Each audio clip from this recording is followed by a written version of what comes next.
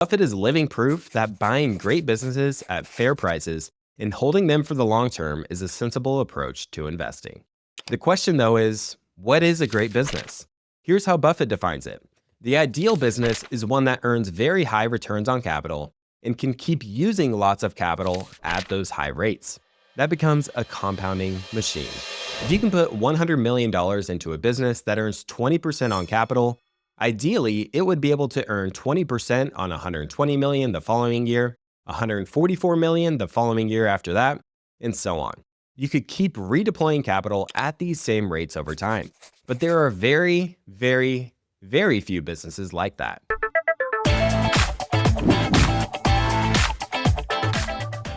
Before we dive into the video, if you've been enjoying the show, be sure to click the subscribe button below so you never miss an episode. It's a free and easy way to support us, and we'd really appreciate it. Thank you so much. The primary objective in investing, whether buying a single share of stock or acquiring 100% of a company, is straightforward: to get more than what you pay for. Or as Buffett puts it, value is getting a lot for the expectable future cash flows in terms of what you're laying out today. Charlie and I think there is no other kind of investment than a value investment. In other words, we don't know how anybody would invest in a non-value investment. We've always been puzzled by the term value, suggesting it contrasts with growth. Value is getting a lot for the expectable future cash flows in terms of what you're laying out today. Every time somebody characterizes us as value investors, we ask, what other kind could there be? That's the opening line to Alex Morris's new book, Buffett and Munger Unscripted.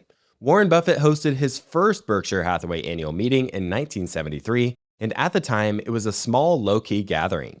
Over the decades that followed, it has grown into the massive event it is today, often referred to as the Woodstock for capitalists, attracting tens of thousands of investors from around the world. And here today, we're releasing this episode just before the 2025 annual meeting on May 3rd, 2025. I'll be there in attendance for my 6th meeting, and the best part is really having the opportunity to connect with like-minded people that I otherwise don't have the chance to see in person throughout the year. If you haven't been to the Berkshire meeting, I would highly recommend considering attending in 2026 if you're able to. Investors from all over the world make the trip, and it's a very common bucket list experience for hardcore value investors and followers of Buffett and Munger.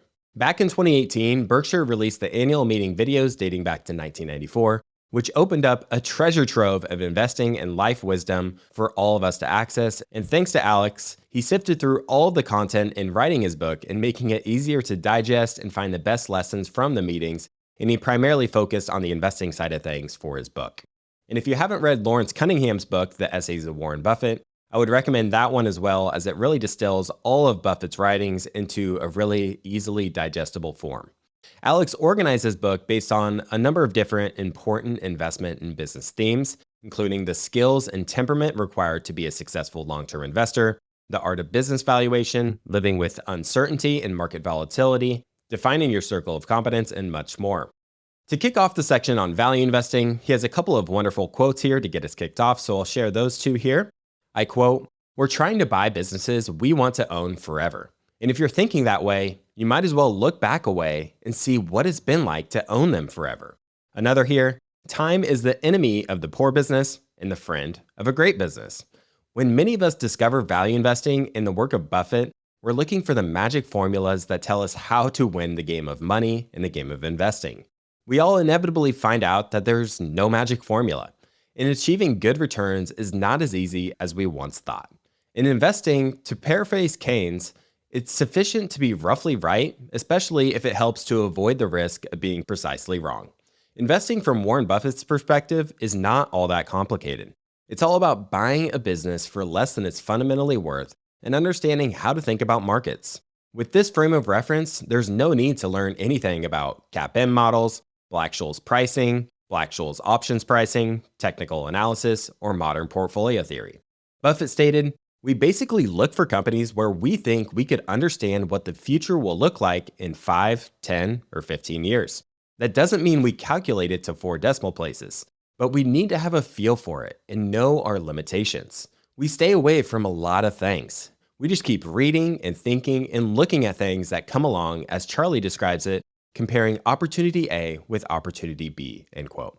So a key insight here from Buffett is that he likely isn't able to accurately assess the future of a lot of businesses, which means that he isn't able to accurately value such businesses. You could have loved Tesla in 2015, but if you can't accurately predict what the company's future is going to look like, then you're forced to speculate on what the intrinsic value of that business is.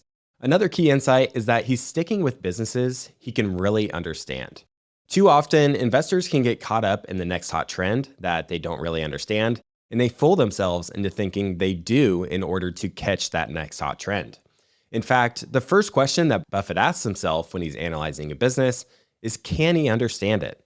Unless he feels that he can understand the business well, then he won't ever bother investing in it. The second question he asks himself is, does the business look like it has good economics? He's looking at returns on capital, the margins, and stability. And this ties into my next point here.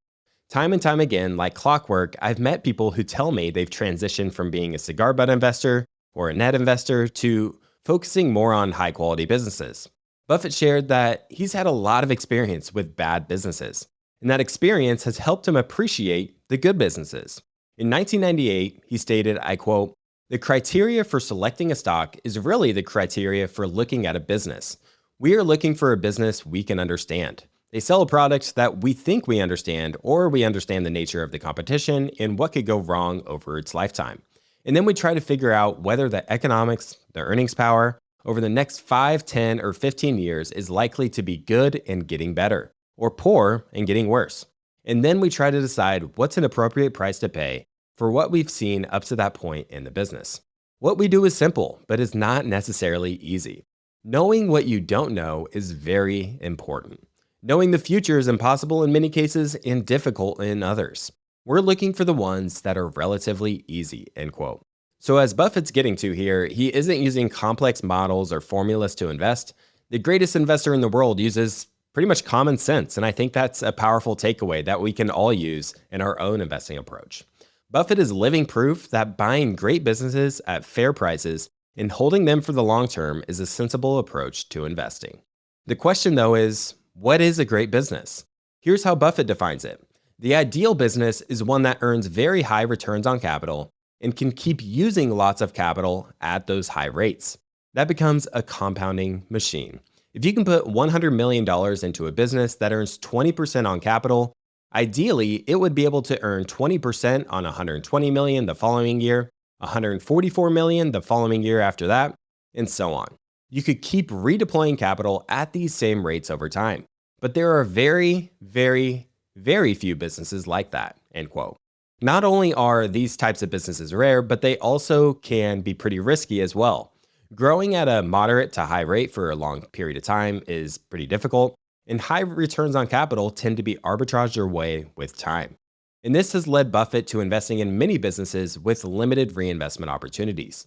See's Candy and Coca-Cola, for example, did not have the ability to reinvest substantially into their businesses, which means that most of their cash flows were delivered back to shareholders either through share buybacks or dividends. But one of the things that has made Berkshire such a special investment is that Buffett and his team at the head office have been the primary capital allocators. So Buffett's able to take those cash flows from, say, See's Candy and go and find new opportunities to reinvest that capital. And Buffett's one of the best capital allocators out there. Some managers try and take a similar approach to Buffett and go out and make big splashy acquisitions, but oftentimes these turn out to be not very value accretive to shareholders. Buffett stated, "The temptation is to go out and buy other businesses, but we don't think that the batting average of American industry in redeploying capital has been great. In a sense, we sort of knocked the very procedure that has got us to where we are," end quote. Another attribute of a good business is that it doesn't have high levels of maintenance capex. If a business makes, say, $1 million per year in GAAP net income, but the business requires that $1 million to be put back into the business just to keep it in place, this is a very capital intensive business, and it just personally does not interest me as an investor. This type of business might look cheap and be trading at a PE of, say, 5, but the owners of this business will find that the shareholder returns are abysmal, because the business does not generate high returns on incremental capital invested, or are they able to grow and deliver returns to shareholders either through those dividends or buybacks. While there can be money to be made in an average or declining business, I think that most investors are better off investing in good businesses that see their earnings power increase over time. Munger stated, declining businesses are not worth nearly as much as growing businesses, but they can still be quite valuable if a lot of cash is going to come out of them. And Buffett follows it up, generally speaking, it pays to stay away from declining businesses. If you really think a business is declining, most of the time, you should avoid it. Now, we are in several declining businesses, but that is not where we're going to make real money at Berkshire. The real money is going to be made in growing businesses. That's where the focus should be, end quote. Now, this is something that Buffett had to learn over time, of course, with the help of Charlie Munger. And when you look at where Berkshire made the vast majority of their money, it's essentially all going to come from the outstanding businesses that they've bought and held for a long time. There's another good piece here from Buffett in the 1997 meeting on owning great businesses and learning from his mistakes. I quote, "The biggest thing to do is to understand the business and to get into the kind of businesses where, by their nature, surprises are few. And we think we're largely in that type of business. I've talked about learning from your mistakes. The best thing to do is to learn from other people's mistakes. Our approach is to try and learn vicariously. But there's a lot of mistakes that I've repeated. I can tell you that. The biggest category over time have been being reluctant to pay up a little for a business I knew was really outstanding, or to continue to buy it at higher prices when I knew it was outstanding. The cost of that has been many, many billions, and I'll probably keep making that mistake. The mistakes are made when there are businesses you can understand and they're attractive, and you don't do something about it. Most of our mistakes have been mistakes of omission rather than commission," end quote. I recently interviewed Francois Verchon, and he also shared that his biggest mistakes over time have been these mistakes of omission. The businesses that he knew were fantastic, but he did not buy them because the price was a bit out of his comfort zone. He mentioned that he was a bit lucky that Alphabet was trading at a PE of 15 or so in 2011 or 2012, leading him to purchasing shares because if the PE would have been 20 or higher, then he likely would have passed. Since that time, shares of Alphabet are up by 10 times, generating an average shareholder return of 19% per year. In 1998, Buffett talked a bit about cigar butt investing. I quote, "It's extremely difficult to get rich by owning a business that earns low returns on equity. We always look at what a business does in terms of what it earns on its capital. We want to be in a good business. Where you really want to be is in businesses that are going to be good and better businesses 10 years from now. And we want to buy them at a reasonable price. Many years ago, we gave up what I've labeled the cigar butt approach to investing, which is where you try and find a kind of pathetic company, but it sells so cheap that you think there's one good free puff left in it. We used to pick up a lot of soggy cigar butts. I had a portfolio full of them. There were free puffs in them, and I made money out of that, but it doesn't work with big money. And we don't find many cigar butts around that we would be attracted to today. Those companies had low returns on equity. If you have a business that's earning 5 or 6% on equity and you hold it for a long time, you're not going to do well, even if you buy it cheap to start with. Time is the enemy of the poor business, and it's the friend of the great business." And then Munger follows it up here. "It's not that much fun to buy a business where you really hope the sucker liquidates before it goes broke." Now, that excerpt there really just encapsulates why I can't ever seem to get interested in a mediocre business that's trading on the cheap. It feels almost against my nature of wanting to own the best of the best businesses. And I feel that there's this sense of market timing as well, or betting on a short-term catalyst that you don't necessarily know when or if it's exactly going to play out. And I'm also a bit biased towards higher quality businesses because when I look at public equity investors with a track record of beating the market, nearly all of them focus on high quality companies. That to me is quite telling, and it tells me where I should focus my own attention to generate good returns for my portfolio going forward. I appreciate that Alex Morris also included a section here on capital allocation. Capital allocation is, of course, extremely important at Berkshire, as it's what Buffett is probably one of the best in the world at. He's a master at taking the cash that his businesses earn and determining the best place to put that cash to optimize returns going forward. Buffett believes that the number one job of a CEO is capital allocation, or deciding how to deploy the company's resources to maximize long-term value for shareholders. So in determining the successor of Berkshire Hathaway, he's certainly going to try to find the absolute best person he can that is a very talented capital allocator. But I think that many CEOs out there really aren't that great at capital allocators, or they don't fully understand the importance of it in doing their job effectively. In the 2017 meeting, Buffett stated, "I've talked about something I call the money mind. People can have 140 IQs and high scoring abilities on intelligence tests. I've known very bright people who do not have money minds, and they can make very unintelligent decisions. They can do all kinds of other things that most mortals can't, but it just isn't the way their wiring works. We want somebody with hopefully a lot of talents, but we certainly do not want somebody who lacks a money mind." End quote. The topic of capital allocation brings to question paying out dividends and allocating capital to share buybacks. When a management team has extra cash, they really have 5 basic ways they could use that cash. They could reinvest back into the business, they can pay down debt, make an acquisition, pay a dividend, or buy back their own shares. With regards to how managers should think about share buybacks, Buffett stated, "You should buy in your stock when you don't have a use for the money. Once a company has attended to the things that are required or advantageous for the present business, we think repurchasing stock is a very logical thing to consider, as long as you don't think you're paying more than the intrinsic value. And obviously, the bigger the discount from intrinsic value, the more compelling that particular use of money is." End quote. So share buybacks are quite attractive to Buffett, and one reason is because they directly increase his percentage ownership of that business. I recall from previous shareholder meetings that I've attended, he's noted how Berkshire's percentage share ownership of a number of different companies have increased over time without Berkshire needing to purchase more shares themselves. He stated, "We generally like the policy of companies with really wonderful businesses repurchasing shares. There aren't that many super businesses in the world, and the idea of owning more and more of a company like that over time has an appeal to us, and almost an appeal regardless of price. The problem is that most companies that repurchase shares are frequently so-so businesses." End quote. So to put some numbers to this, let's say you buy a stock for $20 and the earnings per share is $1, giving you an earnings yield of 5%. If the earnings of the business don't grow at all over 5 years, and all those earnings are used to buy back shares, then your earnings per share increase from $1 to $1.29 over those 5 years, despite the overall earnings of that business not moving one bit. And that all assumes that, of course, your earnings multiple remains consistent over time. Historically, Berkshire has been pretty opportunistic with regards to buybacks.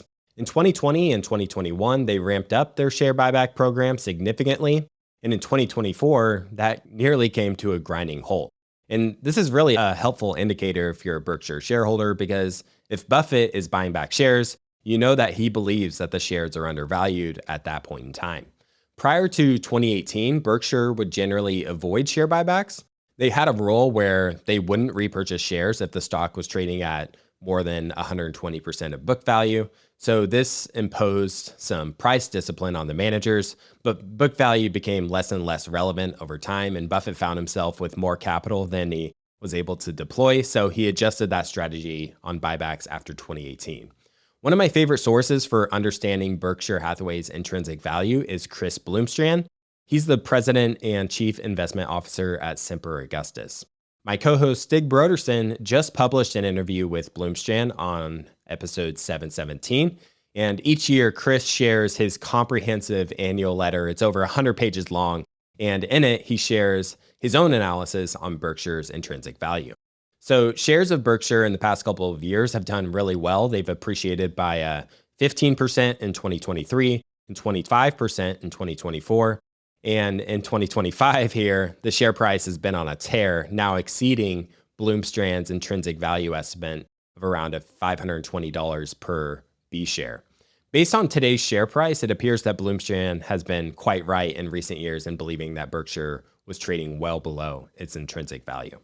In his letter, Bloomstrand highlighted that the intrinsic value and the market value are two distinct things. Value moves up and down based on market sentiment, but the intrinsic value changes with the underlying company's earnings and future prospects. In the past 2 years, Berkshire's intrinsic value has grown by around 10%, and if they continue that level of growth, then we should expect the stock to compound at about that rate over the long term. That doesn't mean that Berkshire will never have another 50% decline, as Mr. Market's mood swings can be quite volatile and unpredictable. If you want a masterclass on understanding Berkshire Hathaway, be sure to tune in to our episode with Chris Bloomstrand and read his letter, which you can find at Semper Augustus' website. Turning here to dividends, Berkshire Hathaway has paid one dividend under Buffett's leadership. In 1967, they paid a 10-cent per share cash dividend, and Buffett has joked that he must have been in the bathroom when that decision was made because at that point, he knew that more shareholder value could be created by retaining the cash and reinvesting it or occasionally buying back shares. Buffett stated in the 1997 meeting, "We don't pay dividends because we think we can turn every dollar we retain into more than a dollar of market value. The only reason for us to keep your money is if it becomes worth more by us keeping it than it would be worth if we gave it back to you. If we can create more than a dollar of market value for every dollar we keep, you're better off. Whether you want to take that dollar out by selling a little piece of your stock or whether you continue to leave it in, that's the test." And I love this comment from Munger in the 2000 meeting. What's interesting about what Warren is saying about logical dividend policy is that if you went to all the leading business schools of the United States, all the leading economics departments, and all the professors of corporate finance, this wouldn't be the way they would teach the subject. In other words, we're basically saying we're right and all the rest of academia is wrong, end quote. And then there's another quote here on share repurchases that was from 2023 from Buffett. "Share repurchases can be the dumbest thing you can do or the smartest thing you can do." So the academic world tends to be more neutral with regards to share buybacks and dividends. And they, of course, assume that the market is priced rationally. And if you assume that the shares are rationally priced, I think that the academics can favor dividends because it just returns the cash straight to shareholders. And it signals strong financial health to the shareholders because it's expected that once the dividend is in place, then it's expected to stay there over time. Buffett and Munger are also quite skeptical of your typical management team's ability to make value accretive acquisitions. They shared the example of Gillette issuing shares to buy Duracell, and the business didn't do as well as the investment bankers had projected. Geico also tried to buy a few other insurance businesses, and as Buffett stated, those turned out to be disasters. Quoting Buffett here, "Why, when you have an absolutely wonderful business, would you start buying others that are obviously mediocre, where you bring nothing to the party? But it's very human to want to do that. Charlie and I have no urges like that. We want to buy easy things. We do not have to prove our manhood by doing something terribly difficult," end quote. In a similar vein to how Buffett and Munger have long preached the importance of business quality for long-term investment success, they've also highlighted the impact that management plays. The way Alex puts it here is, with time, the interplay between the two draws them closer together. Said differently, best-in-class managers have a knack for positioning their companies well over time. As with many of the key investment and business lessons in this book, there are few examples that show this more clearly than Berkshire itself. Hey everybody, real quick, I wanted to tell you about a very special event that TIP will be hosting here in late September 2025. We'll be hosting the Investors Podcast Summit in the breathtaking mountains of Big Sky, Montana, to bring together like-minded people and enjoy great company in one of the most beautiful settings here in the United States. While this could be considered an investment conference, it's likely much different than most investment conferences you've ever been to. Our goal is to create an unforgettable experience for our attendees and help them develop meaningful relationships with like-minded members of our audience that will last a lifetime. And what better place to do that than in the serenity of the mountains? We're inviting a select group of 25 attendees who are listeners of this show, many of which will be entrepreneurs, private investors, and investment professionals. To learn more about this unforgettable experience, you can go to our website at theinvestorspodcast.com/summit. That's theinvestorspodcast.com/summit, or you can simply click the link in the description below. If you enjoy excellent breakdowns on individual stocks, then you need to check out the Intrinsic Value podcast hosted by Sean O'Malley and Daniel Monka. Each week, Sean and Daniel do in-depth analysis on a company's business model and competitive advantages, and in real time, they build out the intrinsic value portfolio for you to follow along as they search for value in the market. So far, they've done analysis on great businesses like John Deere, Ulta Beauty, AutoZone, and Airbnb, and I recommend starting with the episode on Nintendo the global powerhouse in gaming. It's rare to find a show that consistently publishes high-quality, comprehensive deep dives that cover all of the aspects of a business from an investment perspective. Go follow the Intrinsic Value Podcast on your favorite podcasting app and discover the next stock to add to your portfolio or watch list. What started as a loss-making textile manufacturer that was destined for failure, in due time evolved over 6 decades into a thriving conglomerate that has eclipsed $1 trillion market cap, end quote. In 1994, Buffett shared the 2 yardsticks he uses to judge management. The first is how well they run their business. You can look at their track record and learn more about their story and the stories of their competitors. Buffett wants to get a sense of how well they've played the hand that they were dealt.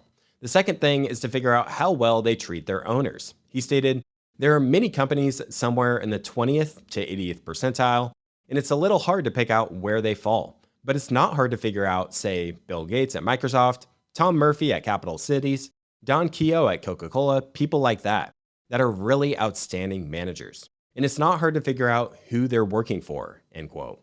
One way to get a sense of whether a manager is in it for themselves or for shareholders is to open up the proxy statement, which outlines executive compensation, equity compensation plans, and insider ownership. Ideally, managers should own a lot of stock and not receive excessive salaries and hand out hefty option packages. I would much prefer the CEO with a, say, $2 million salary that owns $100 million in shares than the CEO with the $50 million salary with $25 million in shares. Shareholder alignment is certainly important, and that's not to say that some CEOs shouldn't make, say, $50 million. I believe that some high performers might deserve to make what looks like exorbitant salaries if they deliver results that nobody else can deliver. Buffett and Munger prefer that managers also buy shares on the open market with their own cash rather than having shares being just handed out to them.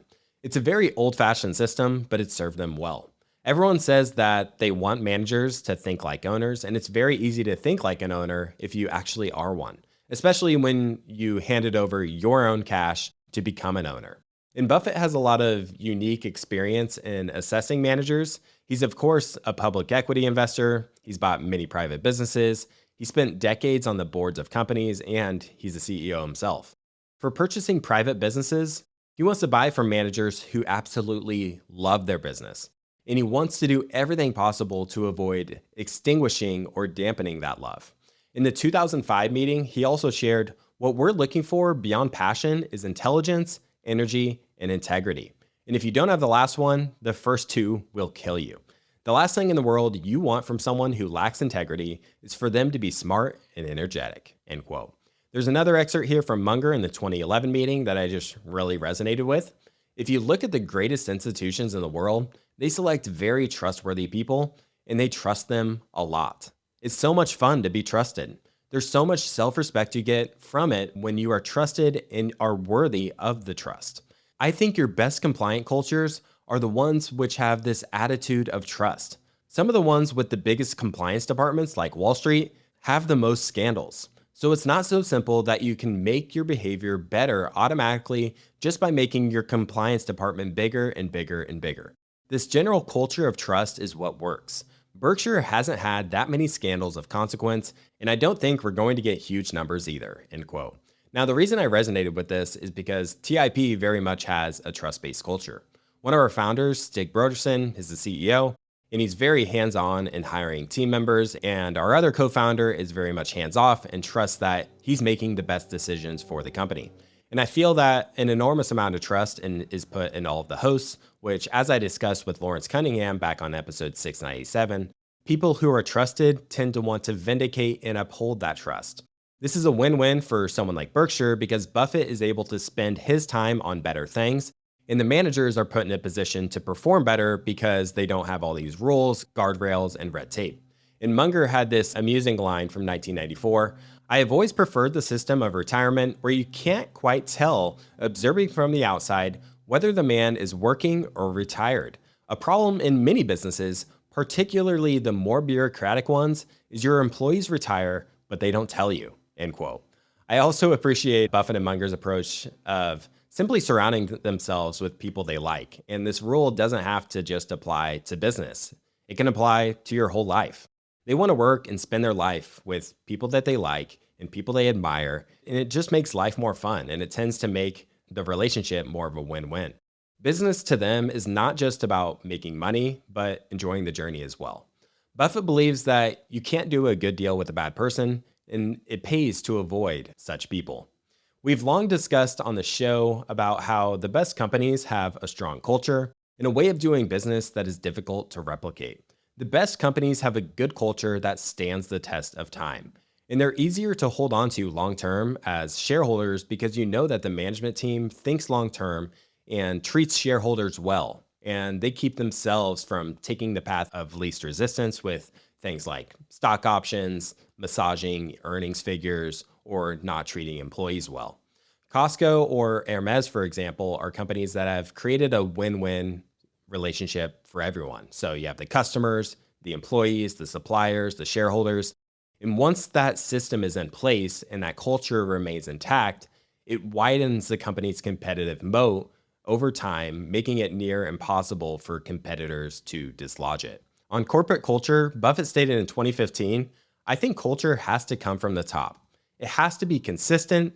It has to be part of written communications. It has to be lived. It has to be rewarded when followed and punished when not. And then it takes a very, very long time to really become solid, end quote. I wanted to jump ahead here to part 11 titled See's Candy, Coca-Cola, and Consumer Brands. This section highlights their transition to focusing on great companies at fair prices instead of fair companies at great prices. Alex shares a few great quotes here at the beginning of this section. It's not a great business when you have a prayer session before you raise your prices by a penny. You are in a tough business then. And I would say you can almost measure the strength of a business over time by the agony they go through in determining whether a price increase can be sustained. And then the second one here, the ideal asset is a royalty on somebody else's sales during inflation, where all you do is get a royalty check every month, and it's based on their sales volume, end quote. The second quote here really is especially interesting to me, and it reminds me of a toll road business. I think Visa or MasterCard are excellent examples of this type of business, as they are just sitting in the middle of trillions of dollars of payments that take place globally. The attractiveness of a royalty type business that Buffett describes here is threefold. First is that it offers a natural form of inflation protection. As the cost of goods rise, the revenues of this business tend to rise in tandem. The second point here is that there are little to no capital requirements as the infrastructure of the business is already built. There's no inventory or infrastructure to manage.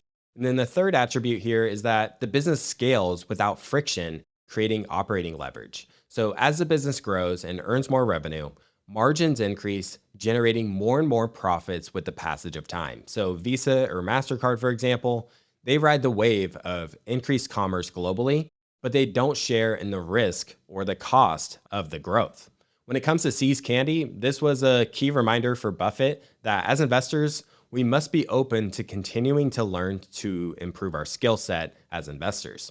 In 1972, Berkshire bought See's Candy for $25 million. They were making pre-tax earnings of around $5 million, and had the seller asked for $100,000 more dollars, they likely wouldn't have made the purchase.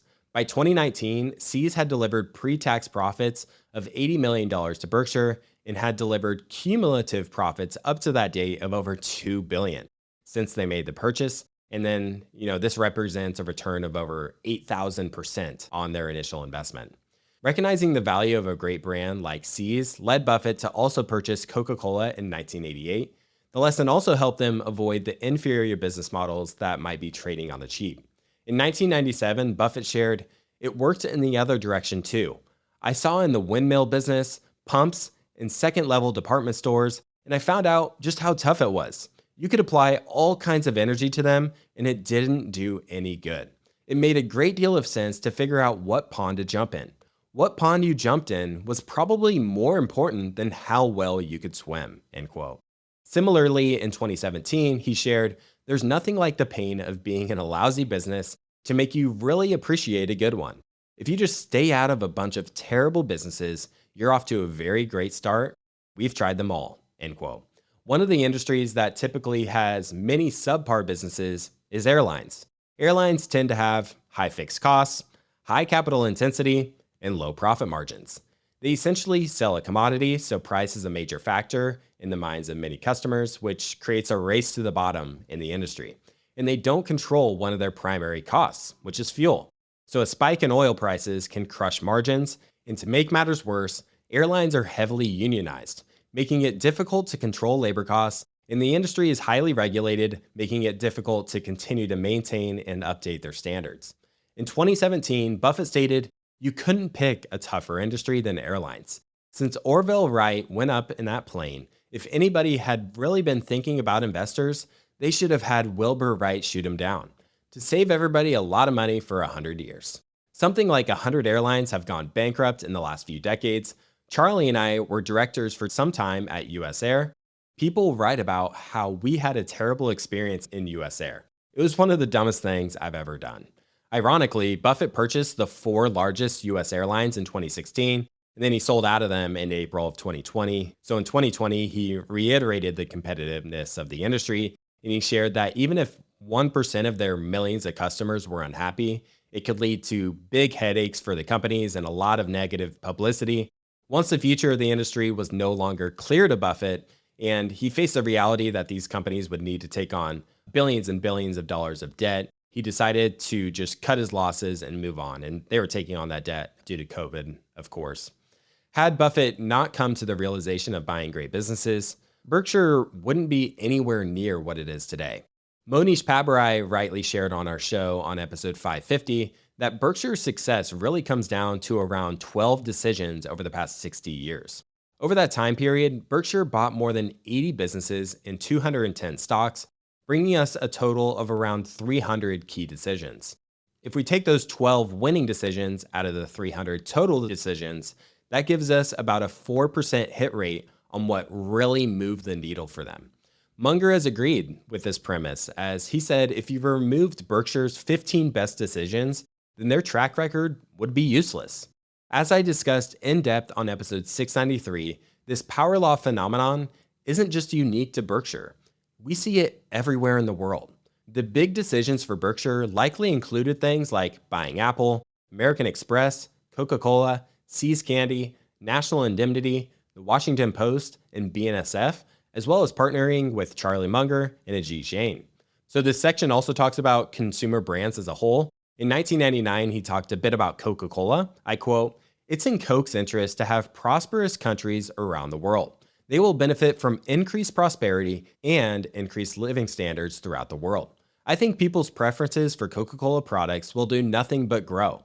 What I am concerned about is share of market and then what I call share of mind. In other words, what do people think of Coca-Cola now compared to 10 to 20 years ago? What are they going to think about it 10 to 20 years from now? Almost everybody in the world has something in their mind about Coca-Cola products, and overwhelmingly, it's favorable. We want a lot more unit cases sold, and we like the idea of fewer shares outstanding over time. The PE ratio of Coke, like virtually every other leading company in the world, strikes us as being quite full.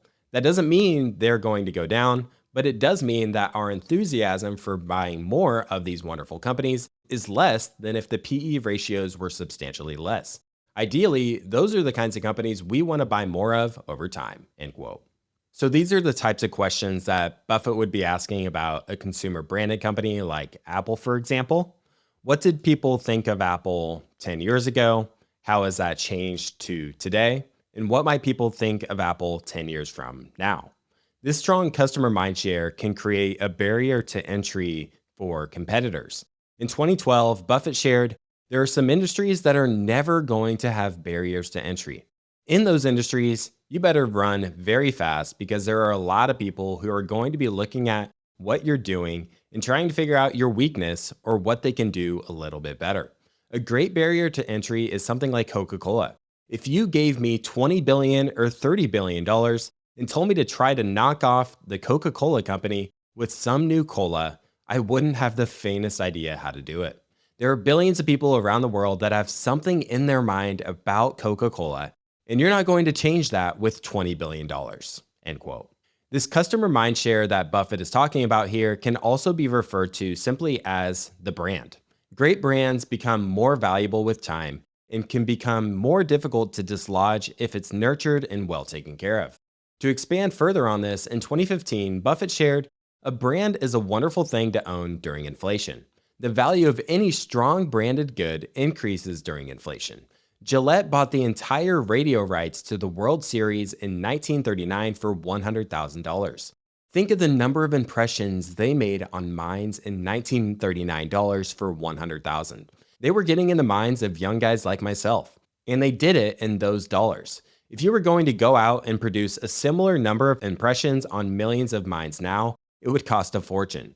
It was a great investment which could be made in 1939 dollars that paid off in selling razors and blades in 1960, 1970, and 1980 dollars." End quote. I think the key point here is that a strong brand has the ability to raise prices at a rate greater than inflation. So it's a gift that just keeps on giving. If you look at Apple, for example, since the iPhone's debut in 2007, the price of their flagship models have increased at an average rate of 5.8% over the last 14 years. To use round numbers here, if the price of the original model started at $500, the price today would be around $1,100 at that rate of increase. And it just so happens I recently got a new iPhone and it was just that price, $1,100. Had the prices grown at a rate of CPI, then that phone would have costed just $660. Because of the Apple brand, they're able to position themselves as a premium product, and a ton of customers don't really care if the phone costs $1,000 or $2,000 because the iPhone is just what they want for a number of different reasons. Some customers likely also justify the high price by accepting that the features are a little bit better in terms of storage, processing speed, or camera. I just got a new phone the other day, and really the only reason I wanted to upgrade was because I wanted a good camera to take pictures at our live events for our TIP Mastermind community in Omaha and New York City. I've been a close follower of Alex Morris's research service, The Science of Hitting, and I read all of his articles on Costco prior to my episode on the company back on episode 691. There have been a couple of times that Costco has been discussed by Buffett and Munger. Munger joined the board of Costco in 1997. They've definitely been familiar with the business for many decades. With regards to Costco, Buffett stated, "Costco is an absolutely fantastic organization. We should have owned a lot of Costco over the years, and I blew it. Charlie was for it, but I blew it." Believe it or not, this line was from the 2000 annual meeting, and since the year 2000, shares of Costco are up by around 30 times, from $30 a share to over $900 a share. You can use this example the next time you feel bad about missing out on the next big winner. I feel that I have to include a quote from Munger on Costco as well, so I picked one out here. "Costco is a business that became the best in the world in its category, and it did it with an extreme meritocracy and an extreme ethical duty, self-imposed, to take all of its cost advantages as fast as it could accumulate them and pass them on to customers. And of course, that created ferocious customer loyalty. It's been a wonderful business to watch, and of course, strange things happen when you do that long enough. Costco has one store in South Korea that will do over $400 million in sales this year. These are figures that can't exist in retailing, but of course, they do. And so that's an example of somebody having the right managerial system, the right personnel selection, the right ethics, the right diligence, etc. That is quite rare. If once or twice in a lifetime you're associated with such a business, you're a lucky person." End quote. Next here, I wanted to jump to the section on Mr. Market. This topic is quite timely given the recent volatility in the stock market as a result of the US tariff announcements. Public equities are a powerful tool for wealth creation due to their liquidity profile and low trading costs. And these features can either be an investor's greatest advantage or an investor's greatest disadvantage. Benjamin Graham shared the wise words that investment is most intelligent when it's most businesslike. It's easy to treat buying and selling stocks as simply shifting around little pieces of paper that really have no real meaning other than just this piece of paper having a price quote that changes by the minute. This sort of mindset leads investors to buy what's hot and what's going up and dump the price quotes that are going down the drain. Alex shares here, "Maintaining a long-term perspective in the face of daily market trading can be difficult. It requires an ability to react calmly in response to the vagaries presented by Mr. Market. To do so, one must have a clarity of purpose, a well-defined investment philosophy and opportunity set, as well as an underlying rationale for their decisions in parentheses, an investment thesis, otherwise trouble looms. To quote Munger, the fretful disposition is an enemy of long-term performance, end quote. Most times in recent years, the market is in a pretty good mood, with stock prices going up, but occasionally it really throws a fit, presenting opportunities to buy good businesses at lower prices. In March of 2020, the S&P 500 from peak to trough dropped by 34%. In the 2022 bear market, it fell by 25%. As of the time of recording, we're nearing around the 15 to 20% range in terms of the drawdown. Nobody knows how long the drop will last or how far prices will drop, but history suggests that all bear markets do come to an end, and the share prices of great companies reverse and eventually reach new highs. In the 2012 meeting, Buffett shared, "We've run Berkshire now for 47 years. There have been 4 or 5 times that we've thought that the stock was significantly undervalued. We saw the price get cut in half roughly 4 times in fairly short periods of time. I would say this, if you run any business for a long period of time, there are going to be times when it's overvalued and times when it's undervalued." Continuing here, Tom Murphy ran one of the most successful companies the world has ever seen in capital cities, and in the early 1970s, his stock was selling for a third of what you could have sold the properties for. Berkshire back in 2000 or 2001 was selling at what I thought was a very low price. The beauty of stocks is that they do sell at silly prices from time to time. That's how Charlie and I have gotten so rich. Ben Graham writes about it in Chapter 8 of The Intelligent Investor. It says that in the market, you're going to have a partner named Mr. Market, and the beauty of him as your partner is that he's kind of a psychotic drunk. He will do very weird things over time, and your job is to remember that he's there to serve you and not advise you.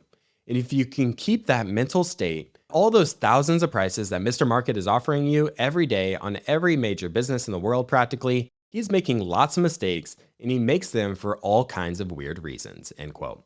So the important thing to remember here is that the stock is not the business and the business is not the stock.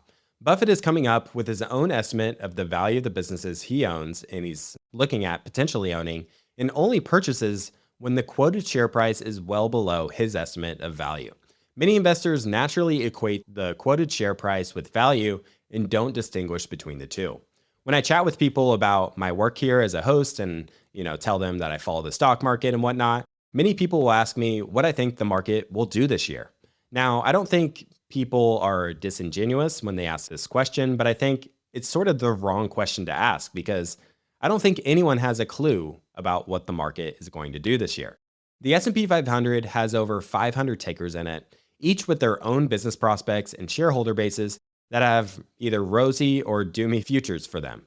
For someone to say that they know the direction of this assortment combined into, one, which we call the S&P 500, it's sort of asinine. And I haven't come across anyone who is a macro, short-term oriented investor that has beaten long-term investors we study here on the show and interview, like Francois Rochon, Terry Smith, Joel Greenblatt. And this ties into my next quote here from Buffett in the 1999 meeting. "Charlie and I don't think about the market. We look at individual businesses. We don't think of stocks as little items that wiggle around in the newspaper and that have charts attached to them. We think of them as parts of a business." And it is true that currently we have great trouble finding businesses that we both like and where we like the management team and find them at an attractive price. That is not a stock market forecast in any way, shape, or form. We have no idea whether the market is going to go up today, next week, next month, or next year. We do know that we will only buy things that we think make sense in terms of the value we receive for Berkshire. And when we can't find things, the money piles up. When we do find things, we pile in. But I know of no one who has been successful and really made a lot of money predicting the actions of the market itself. I know a lot of people who have done well picking businesses and buying them at sensible prices. And that's what we're hoping to do, end quote. Now, one of the things that Francois Rochon and I discussed back on episode 626 was his theory of the tribal gene. His theory states that around 95% of the population has a strong urge to follow the crowd. So when the market is falling and people are fearful, they tend to be fearful as well and have the strong desire to sell their stocks. They simply can't help themselves but follow their natural instincts. Or when you have, say, Nvidia's share price skyrocketing, they have the urge to want to buy in since all the mainstream news is talking about it. If we go back to the hunter-gatherer days, it paid to not question whether or not you should run away from the tigers alongside your peers. Francois believes that around 5% of the population has this gene missing, and they're better equipped to think independently and do the opposite of what the crowd is doing. When the stock market is depressed and everyone is panicking, they are able to identify mispriced assets that others are emotionally selling. And this isn't necessarily a question of intelligence. Buffett often talks about how success in investing does not correlate with intelligence. He once said, once you have ordinary intelligence, what you need is the temperament to control the urges that get other people into trouble in investing, end quote. It takes a certain temperament to accept that none of us have any clue what the market is going to do this year. Humans are generally hardwired to dislike uncertainty, and we would all feel more comfortable if we somehow knew what was going to happen next. Our brains evolved in environments where pattern recognition meant survival, so spotting a lion in the grass or tracking prey would be quite helpful. We carry this pattern-seeking tendency into markets, even when the patterns are noise. As I'm typing up my notes for this episode, the market is going through this turbulence due to the tariff announcements, and after a few days of stocks going down, I'm getting flashbacks to March 2020, where many people sort of assumed that the world was ending and we were entering into the next Great Depression. And I can sense the level of recency bias that people can have. When stocks are going up, people naturally assume that they'll keep going up, and vice versa when they're falling. It can be tempting to try and time the bottom of the market, but generally, I think it's best to just dollar cost average your way in to minimize regret. The odds of putting all of your cash in at the bottom is practically zero, so I like to take the approach of buying, say, on a 20% pullback, and also be ready mentally and financially for it to drop further. Markets can drop and bottom as quickly as ever, and we don't know when that bottom is in until we have the benefit of hindsight. And with the craziness we've seen in the markets in recent years, it's interesting to see some value investors get interested in shorting stocks that they believe are overvalued. Buffett has shared that short selling has ruined a lot of people. When shorting stocks, your downside is unlimited, but your upside is actually only 100%. So it's sort of the opposite of an asymmetric bet. In 2001, Buffett stated, "You will see way more dramatically overvalued stocks in your career than dramatically undervalued stocks. It's the nature of the securities markets to occasionally promote various things to the sky so that securities will frequently sell for 5 to 10x what they're worth, and they will very, very seldom sell for 20% or 10% of what they're worth. So you might think it's easier to make money on short selling. All I can say is that it hasn't been for me," end quote. Munger followed him up there. Being short something which keeps going up because somebody is promoting it in a half-crooked way and you keep losing while they call for more margin, it just isn't worth it to have that much irritation in life. It isn't that hard to make money somewhere else with less irritation, end quote. Another comment that is often shared by people in the investment community is Buffett's thoughts on index funds. He said that the best thing for most people is to just simply invest in something like the S&P 500. He also mentions that you want to be mindful of the fees you pay with such a fund. There are a host of options out there to give you exposure to the S&P 500. One I'm pretty familiar with is Vanguard's VOO. For example, this has an expense ratio of 0.03%. So it might sound obvious to many of our listeners that if you're going to own a broad-based fund, you should look to minimize your expenses.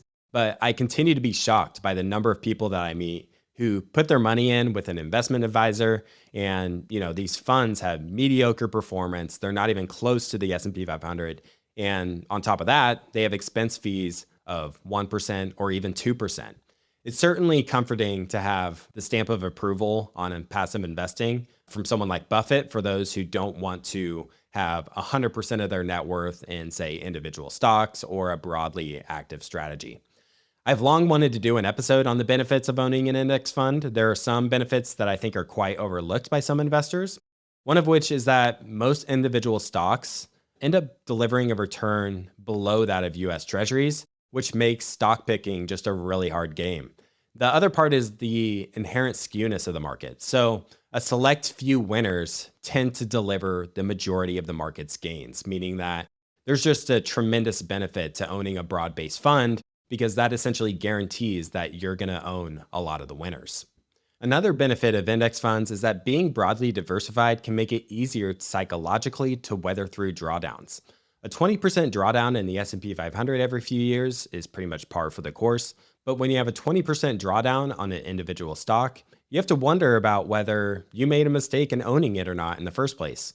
Remember that most stocks do underperform treasury bills. Buffett also encourages dollar cost averaging. In 2002, he shared, "There's no single metric I can give you or that anybody else can give you, in my view, that will tell you this is a great time to buy stocks or not to buy stocks. It just isn't that easy.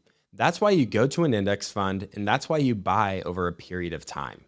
Similarly, in 2004, he shared, "If you accumulate a low-cost index fund over 10 years with fairly regular sums, I think you will probably do better than 90% of the people who take up investing at a similar time," end quote. And I think that this is such important advice to share because it's likely not shared often enough simply because there's little money to be made in sharing such advice. Too often we hear other pitches for active strategies or annuities or life insurance that pay out hefty commissions to the salesperson. While I can appreciate that Buffett and Munger haven't excessively promoted Berkshire in any kind of way, promoting the stock itself, they really don't put their money where their mouth is with regards to index funds. In 2011, Buffett shared that the average person should just buy index funds, but he himself believed that Berkshire Hathaway was a better bet at the time. And then Charlie shared the opinion that he would be very unhappy to own an index fund because his ambitions are larger. Getting towards the end of the book here, I thought a good way to top off the episode would be to share some of the books that Buffett and Munger have recommended over the years. Buffett was once asked about the best way one could prepare for an investing career, to which he said, "Read 500 pages every day. That's how knowledge works. It builds up like compound interest. All of you can do it, but I can guarantee not many of you will do it," end quote.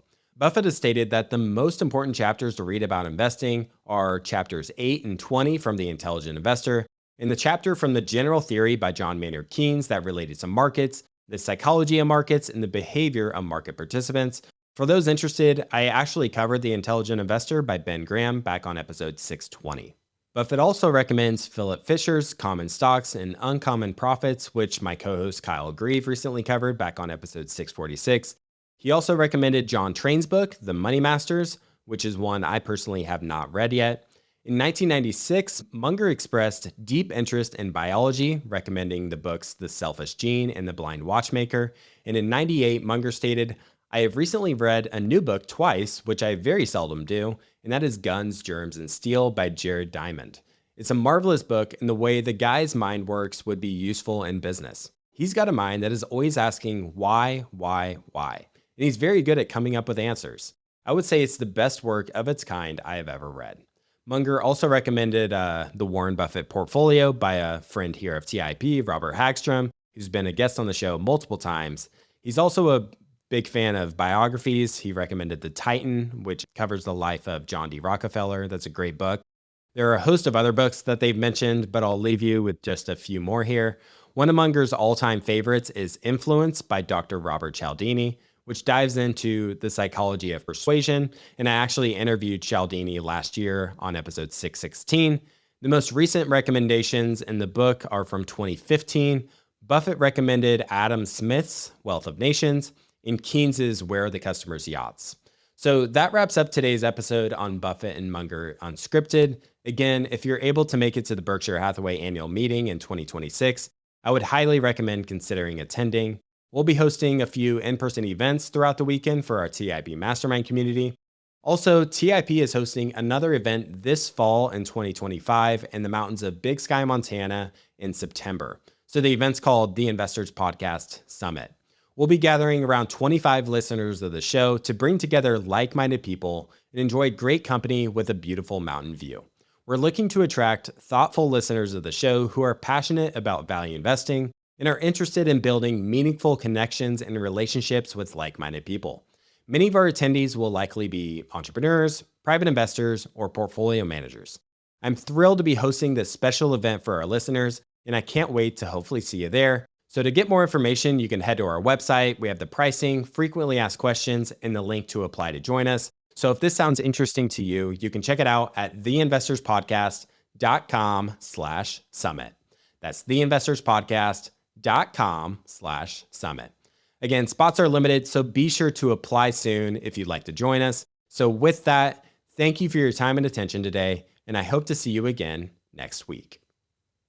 Is that research indicates that people who are trusted tend to want to vindicate that trust. They tend to perform better. They aspire to validate the person's confidence in them. So when people are given autonomy, they have responsibility, or they accept responsibility. Not everyone, there are miscreants, but broadly, people who are asked to be honorable will tend to be honorable. The evidence also shows that companies with a culture that attracts and retains that kind of person tend to be able to attract customers more effectively and to retain the loyalty of customers.